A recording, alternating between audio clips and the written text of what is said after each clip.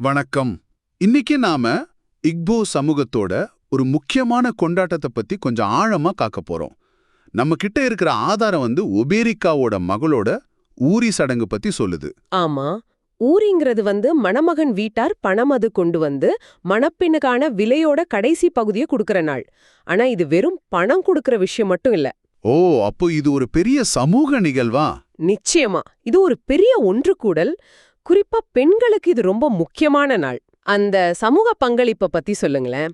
ஆதாரம் எறும்பு புற்றை போல பரபரப்பா இருக்குன்னு சொல்லுதே. கரெக்ட்.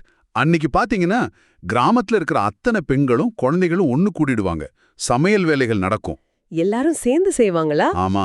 விறகு உடைக்கிறது, தண்ணி எடுக்கிறது, உணவு தயாரிக்கிறதுன்னு ஒரே பரபரப்பா இருக்கும்.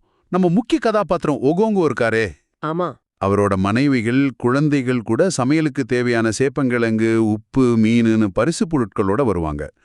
இது ஒரு சமூக கடமை மாதிரி. ஆஹா. அந்த ஒற்றுமைக்கு நடுவுல திடீர்னு ஒரு மாடு ஓடி போய் பயிர மேய்ஞ்ச சம்பவம் பத்தியும் வருதே. ஆமா ஆமா, அது ஒரு முக்கியமான இடம். சமையல் வேலையெல்லாம் அப்படியே நிக்கும். நோய்வாய்ப்பட்டவங்க, குழந்தை பெத்தவங்கள தவிர மத்த எல்லா பெண்களும் உடனே ஓடி போய் அந்த மாட்டை பிடிப்பாங்க. அப்படியா? புடிச்சு என்ன பண்ணுவாங்க? அதோட உரிமையாளரை கண்டுபிடிச்சி அபராதம் வசூல் பண்ணுவாங்க.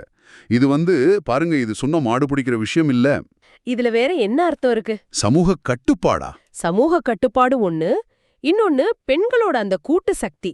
ஒரு பிரச்சனைனா உடனே தீர்வு காண்றது. அங்க தாமதம் எல்லாம் கிடையாது, உடனடி நடவடிக்கை தான். ஓஹோ, ரொம்ப சுவாரஸ்யமா இருக்கு. சரி, இது மாதிரி வேற என்ன கலாச்சார விஷயங்கள் இந்த கொண்டாட்டத்துல தெரிய வருது? அந்த உமுயிக்கே சந்தை பத்தி ஏதோ பேசிக்கிறாங்களே. மந்திரம் போட்டு மரக்கட்டையா மாத்திருவாங்கன்னு ஒரு பேச்சு இருக்கு. அப்படியா? சரி. அப்புறம் அந்த பணம், அது 50 குடம் கொண்டு வராங்களாமே, அது என்ன பெரிய விஷயமா? 50 குடங்கிறது சாதாரண விஷயம் இல்லைங்க. அது மணமகன் வீட்டார் கொடுக்கிற பெரிய மரியாதை, அவங்களோட தாராள குணம், இந்த உறவுக்கு அவங்க கொடுக்கிற முக்கியத்துவம், இதெல்லாம் காட்டுது. சரி சரி. வெற்றிலை பாக்கு கொடுக்கிற சடங்கு பத்தியும் சொல்லுங்க. கோலா நட், அதாவது வெற்றிலை பாக்கு, இக்போ கலாச்சாரத்துல ரொம்ப முக்கியம். அதை கொடுத்து உடைச்சு பகிர்ந்துக்கிறது நட்பு, விருந்தோம்பல், நல்ல எண்ணத்தோட அடையாளம். இங்க ரெண்டு குடும்பத்தையும் இணைச்சு நல்ல வளம், குழந்தைகள் பிறக்கணும்னு ஆசீர்வாதத்தோட அந்த பந்தத்தை இன்னும் வலுப்படுத்துது. கேட்கவே நல்லா இருக்கு. சரி, விருந்து எப்படி இருந்துச்சு? வெறும் சடங்கு தானா இல்ல நல்ல கொண்டாட்டமா? அடேங்கப்பா, பெரிய கொண்டாட்டம். ஃபூஃபூன்னு ஒரு உணவு, நல்ல சுவையான சூப்பு, சேனைக்கிழங்கு கூழ்னு பயங்கர விருந்து. ஓ. ராத்திரி ஆக ஆக தீப்பந்தமெல்லாம் ஏத்தி இளைஞர்கள் எல்லாம் சேர்ந்து பெரியவங்களோட பெருமையை பாடுவாங்க. ஒகோங்குவோவை பத்தி கூட அவர் பெரிய மல்யுத்த வீரர், போர் வீரர்னு புகழ்ந்து பாடுவாங்க. அப்போ விழாவோட ஹைலைட் என்ன? மணப்பெண் இருக்காங்களே, அவங்க கையில ஒரு சேவலோட நடனம் ஆடுவாங்க. அதுதான் உச்சக்கட்டம். அப்போ ஒரு பாட்டு கூட பாடுவாங்க. If I hold her hand அப்படின்னு ஆரம்பிக்கும். அந்த புது பந்தத்தோட மகிழ்ச்சியை காட்டுற மாதிரி இருக்கும். ஆனா இவ்ளோ பெரிய கொண்டாட்டத்துக்கு நடுவுல ஒகோங்குவோவோட மனநிலை பத்தி ஒரு குறிப்பு வருதே. அவர் கொஞ்சம் கவலையா இருந்த மாதிரி. ஆமா, அதுதான் இந்த நிகழ்வோட இன்னொரு பக்கம். முந்தின நாள் ராத்திரி அவரோட பொண்ணு எசின்மாவுக்கு உடம்பு சரியில்லாம இருந்திருக்கு. அதுக்காக அவர் பட்ட கவலை, அவளை தேடி ராத்திரியில சன்னதிக்கு போனது, இதெல்லாம் யாருக்குமே தெரியாது. ஓ. அந்த ஒரு பதட்டத்தை, ஒரு தகப்பனோட பாசத்தை தன்னோட அந்த கடுமையான தோற்றத்துக்கு பின்னால மறைச்சுக்கிறார்.